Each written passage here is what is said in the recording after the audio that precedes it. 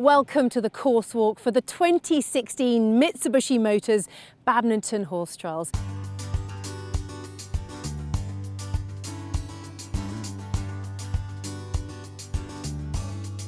The world's most famous and prestigious horse trials is just around the corner. They're still building the stands in the main arena there behind me. And this year we're celebrating 25 years of generous sponsorship from Mitsubishi Motors. It's sure to be yet another top-class competition. Well, joining me to talk through the course is someone who knows this place only too well. You are one of the world's best cross-country riders. Don't want to make you go pink there, Harry. You live just around the corner. You nearly won this a couple of years ago. This has been quite an interesting year, hasn't it, for eventing, or last sort of 12 months. We've got the Rio Olympics coming up in the summer. What are you hoping for this year's badminton? Well, badminton's obviously, in effect, the unofficial World Championships. You've got all the best combinations from all over the world coming here every May to compete at the biggest event. So really, from a competitor's point of view, you want it to be a suitable competition, one that's going to separate the top lot from the not so good, a really demanding course, and just generally a great flagship for the sport. You're not riding here this year, which is why you were allowed to have a sneaky peek around the course with me. Last year was a little bit softer. Now we're going anti-clockwise again. If you get one difficult year, the next year they sort of tend to alter it slightly and possibly make it a little bit easier.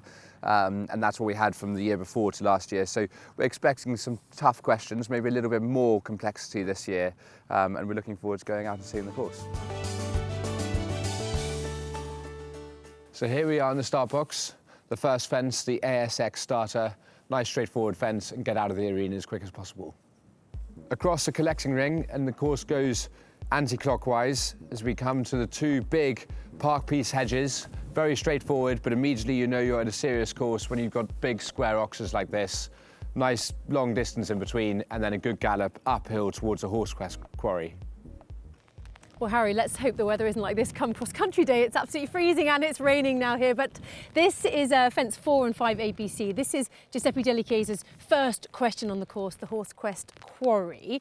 Historically quite a tricky fence. Tell me what you think of this one this year. So this is the first question where the horses really have to steady up and slow down, and they're going to be very fresh, very keen, and probably putting their arms out slightly because they're so early in the course. So you've really got to take your time to get them back enough before coming down this quite steep slope, which is like a sort of very pronounced speed bump, to a fairly square hay cart before making a very circuitous route, turning left-handed to this first quarry wall on top of the slope.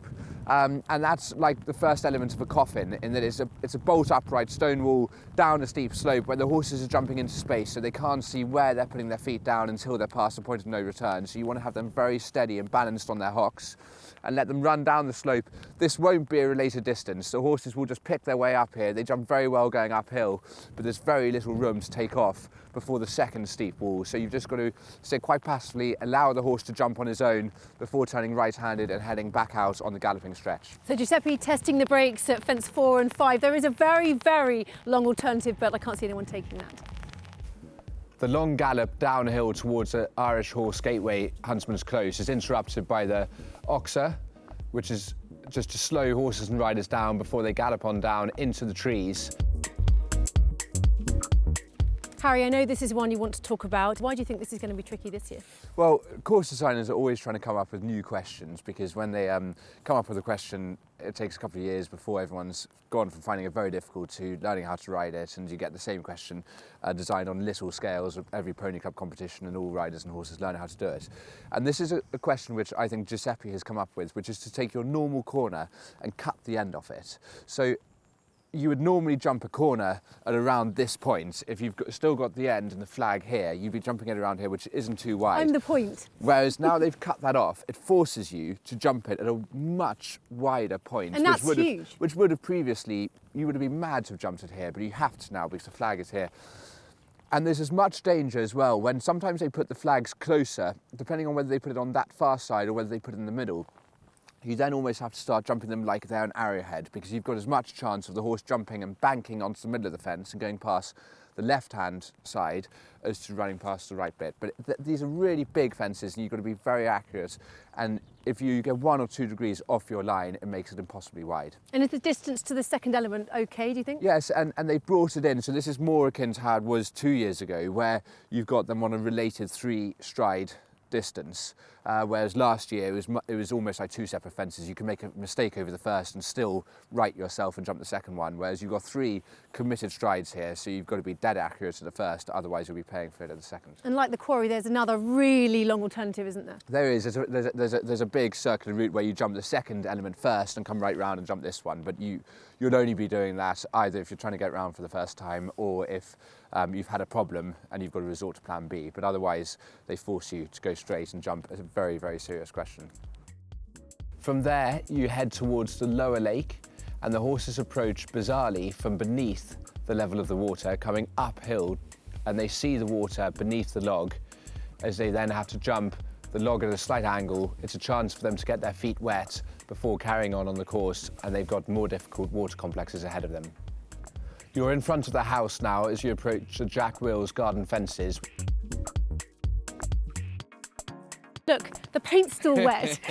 Or is that just the rain making it wet? Tell me what you think about this fence. So it's technically very straightforward, but they are very wide oxers. So you've got the first oxer coming in and then a turn to the second one before you get back into a good gallop. So you obviously won't want to be wasting time here, but quite cleverly Giuseppe's given you wide fences, so the easy route would obviously be to angle and just shave off the corner, but because they're so wide you really want to get dead straight. It's always difficult to walk the distance here because when you're travelling at speed, what you walk from a technically show jumping distance doesn't always come up, so I think there'll be an element of people having a plan but actually doing something slightly different and maybe coming on one less. And also something worth noting come the day of cross country is that potentially you could have horses going through the other part, coming the other direction, which would be quite cool, wouldn't it? Yeah, so through the same area here you've got 2 upright gates later on, and those need real, effectively it's a similar question, but they want real riding, bolt upright gates, and you don't want to be put off by a horse coming the other way. As you then make the long gallop down the avenue towards the fallen tree and the Swindon Designer outlet mound. Giuseppe's beefed this up a bit this year, hasn't he? Yes, so this was a much more straightforward question last year. You've now got 4 elements. So this first log is just a very straightforward, not much more than a novice fence if it was on its own. But then you've got to get onto your correct line to jump your tree root in the bottom of the hollow, and then up the slope to your quite thin hanging log, which is very gappy and airy, and then you've got a curving 3 strides down to another tree root on the other side. So I think the way to ride this is to jump the first one and totally forget any kind of related distance. Just stay out and not turn too soon to the second one, because the straighter you can get to that second element in the bottom, the easier than the third and fourth elements are. So take your time through the turn, jump the second one straight, and then it'll be 4 strides up to the hanging log. The horses jump quite slowly and spend a lot of time in the air, which can be quite helpful because it means when you land, they've got time to focus on the final element, the last tree route down the other side of the mound. So what would be the problems for the horse and riders here? I think if you try and hurry it down here and you jump this first one, you knife in a little bit, and then you're still trying to turn through the bottom of the hollow, you could just leave a knee on that log, and particularly if you get in a little bit close to it, whereas by staying out, you just take your time, let the horse have time to come up and jump, and then if you can take out the element of the bending lines by getting really out wide, so you ride the second, third and fourth parts on as much of a straight line as possible, that's much easier. Nice and natural though. Giuseppe's favourite log that he searched high and low for, or Hugh searched high and low for, and it's nice to see it back on the course. 13 is an easy fence. It's the FEI Classic stick pile, an oxer just around the corner, before we head on to the Mirage Pond. This is a different question to last year.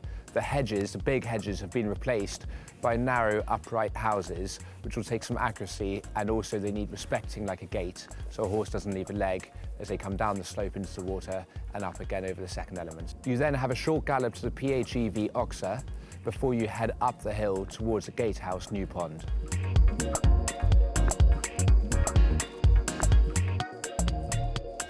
It does look a little bit different from last year. It was a skinny in the middle, wasn't it? Now we've got an oxer in the middle of the water. Yes, it's the same question coming in, and it's great having this fence here because not only is it another water complex, but also they've utilised about the only hill in the park. So definitely from an endurance point of view has an effect on the horses. The long pull up here is quite tiring. And then coming in, you've got this upright rail. It's very gappy. There will obviously be a bit of flower decoration underneath, but allowing the horse enough time to get up in the air so they don't jump flat, because when they tend to draw their eyes down, their body tends to follow where their eyes go, and if you're not careful, their body goes down onto the rail. So give them as much chance to come up, jump the fence cleanly, and then a slight curve to this really quite interesting question in the water, because last year we saw a triple brush. It's not often you see a big spread in water, because horses have an instinct to get their feet down as quick as possible. So in water they want to just get back onto the ground as soon as they can. So it's not really in their instincts to jump generously out with a bit of a spread. So I think this will take quite a bit of riding, and you want to make sure when you get into the water that you can actually then ride forwards to it. Otherwise you might end up jumping this like an upright and landing on the back rail.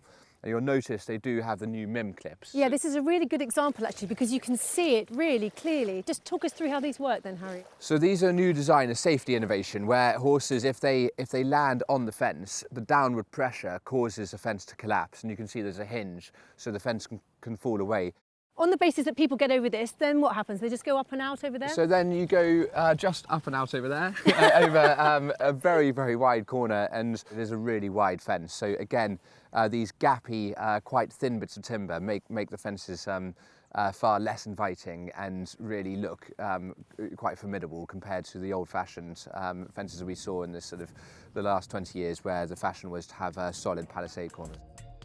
From there, they make the descent towards the ROLEX Grand Slam HEDGE and then the KBIS Vicarage V. Most fences, a little bit like a question in an exam, they test one element of the whole syllabus, whereas the Vicarage V has everything rolled into one. So it's really, it's about having a very brave horse, a horse that can jump a ditch, a horse that can jump a narrow fence, a horse that can jump a corner, a horse that can stay on a line, but a horse that can attack a fence, a horse that can be in balance, but a horse that can be drawing forward. So it's just everything all rolled into one. The whole thing here is getting on exactly the right line. So picking your line straight through here, so you're equally balancing, not coming too much left to right and opening this inviting door where the horse jumps out to the side, but equally not squaring up too much to the rail where the horse locks on and jumps the fence and then disappears down into the muddy, sweaty water the other side. It's about being completely on a knife edge where you're on the right line, you're equally balancing the two hazards either way. When it comes to the Vicarage V, even the best horses can have a real gore kind of look. So it's about keeping their head up, keeping the hind leg underneath, and really seeing your line and just attacking it.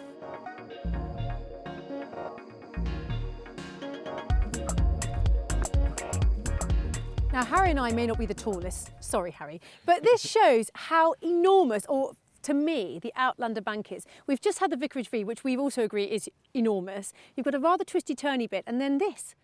It's a huge step up. So you've obviously, it's a very big bank anyway, and then you've got the fence afterwards. But jumping a bank, a horse has to jump that much higher than they do over a normal fence, because a normal fence, they're only looking to just clear it and maybe just have a few inches beneath their belly in the top of the fence. Whereas with a bank, they've got to go high enough that they can then get their landing gear down to get their legs down. So so it's a big physical effort to get up, and then they don't even have time for a stride on top. They land and bounce immediately straight over this hay rack, which again has a bit of a spread to it, and it's quite narrow, the face of it. Almost a skinny, not quite. It's almost a skinny. In today's terms, it's probably not, because the horse is so good at jumping narrow fences, but it's got a bit of a spread to it, so it means it's a little bit less forgiving if you fumble up. If you just land on the edge of that to try and jump to the back of it, it's obviously a much bigger effort.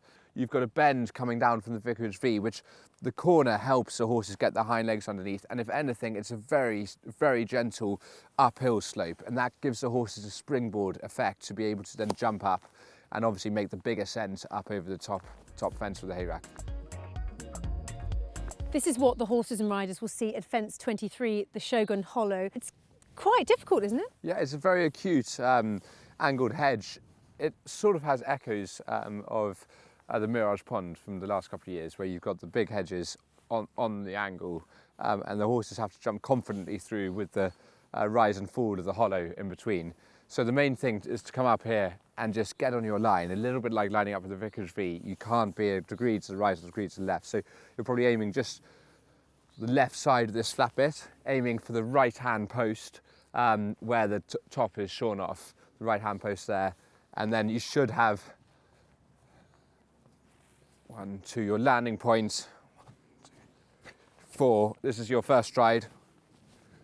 Second stride, and take off up to here. So they're big fences, and the undulations in the ground could just off balance a horse, but hopefully it's always much easier being on a straight line than it is having to curve through, because these horses are inherently brave, and they tend to, if they can see what they're jumping, they tend to draw towards it. So that's an advantage down here, but there's definitely room for error.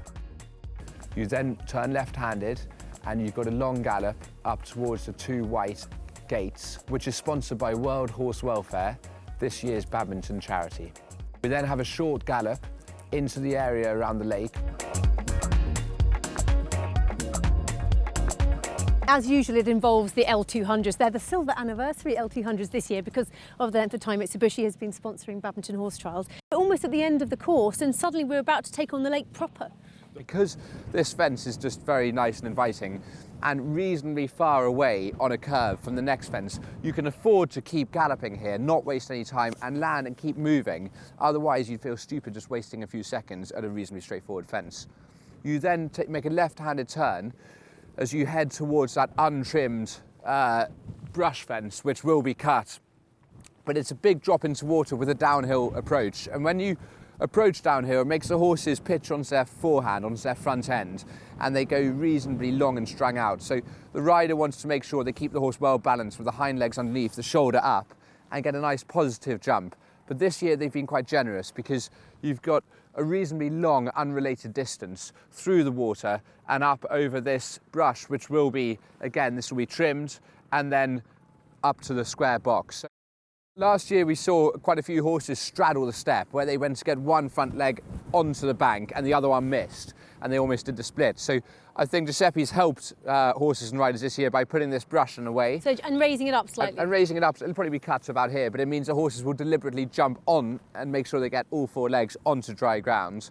And then they've got the first stride lands here, and then your takeoff point over this reasonably big box. But the advantage here is you've got your visible route out. So once the horses have turned in the water and they've got their eyes on this box, it's very obvious where they're going and they should draw towards that. And nowadays it's got a lot of spread to it, but in terms of width, you'd be very disappointed to have a run out here. 27 and 28 are Alexander's Silver Birch. These are 2 oxers which are on a very fine line. Normally this would be quite a straightforward fence, but given that it's late on in the course and the horses will be reasonably tired and less responsive, you've got to be sure that they hold their line and you don't have a silly glance off at the second element. We now gallop towards home and head towards fence 29, the countryside tree. This is probably the smallest fence on the course. It's definitely a let-up, but having said that, it does need some respecting as it's reasonably upright and you feel pretty silly being unseated. It's such a straightforward question. As horses climb up the slope past the old staircase, they turn left towards a Savills escalator. This is the last question, isn't it, for the riders before they have the last few before they go into the arena? It is, and it's definitely more difficult this year. So Giuseppe came up with this new escalator fence last year, and it's really goes towards the end of the course, and it's very difficult to know how the horse is going to react, partly because by this stage the horse's stride physically becomes longer than it does earlier in the course. So when you measure the distance between elements, you've got to take into consideration that if the stride is 20% longer later on in the course, the fences seem much tighter. Here you've got an enormous ascending brush fence, and it's really big. And there's an advantage, because we're bearing right-handed, there is an advantage if you can angle it slightly, but obviously when you angle a big spread fence, it becomes even bigger. So you want to try and get pretty straight without wasting time. And then we've got a snaking line with a right-handed bend and a left-handed bend to 2 offset brushes. And the ground drops away and it's quite undulating. There's some few mogul type of lumps and bumps on the way down. And it's far enough that you don't really worry at all about walking the distance. But whatever you do walk, they're going to end up being distorted anyway because of the length of the horse's stride. And you can make this, if you're looking for a really safe bet, you can make it quite straightforward by jumping, going quite wide around the turn and then getting straight to the middle element. and then going quite wide round and getting straight-ish to the last element. Or you can shave off your turns and really just knife across, angle the middle element, and then ride a straight line down to the last. So you can choose how safe you want to play it, but obviously if you're being competitive, you know you're less than a minute from home now, your clock's ticking, you're trying to get home. We're 3 from home at the Devaku Keeper's Brush. This is a very inviting fence, something that hasn't changed over the years and always gives horses and riders a great feeling. The horses now head up towards the main arena and have to jump the ROLEX crossing, beautifully carved logs with pheasants on the rear side. These are offset, and although they're a relatively straightforward question, for this stage in the course, riders will be taking no chances. They'll be getting a good line through here before they then turn towards the main arena and the last fence. And so, Harry, to the Mitsubishi finish. Now, it's not looking quite like it's going to come cross country day. Obviously, the stands aren't quite ready yet, but what's it like? You've done this so many times.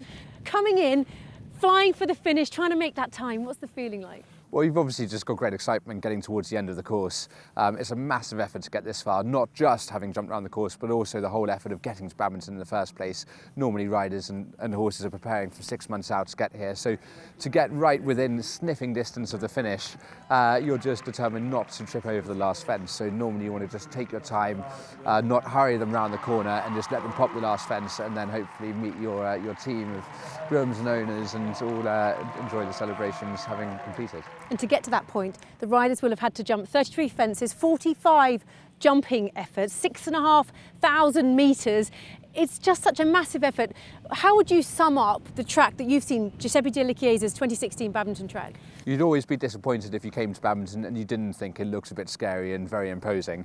And this year, definitely, it's a big ask. There's some very technical questions, and I think from last year's course, he's made some of the fences more difficult, so we should have an exciting competition on our hands. Okay, well, I'm looking forward to it. I hope you've enjoyed our preview. Let's all look forward to the 2016 Mitsubishi Motors Badminton Horse Trials.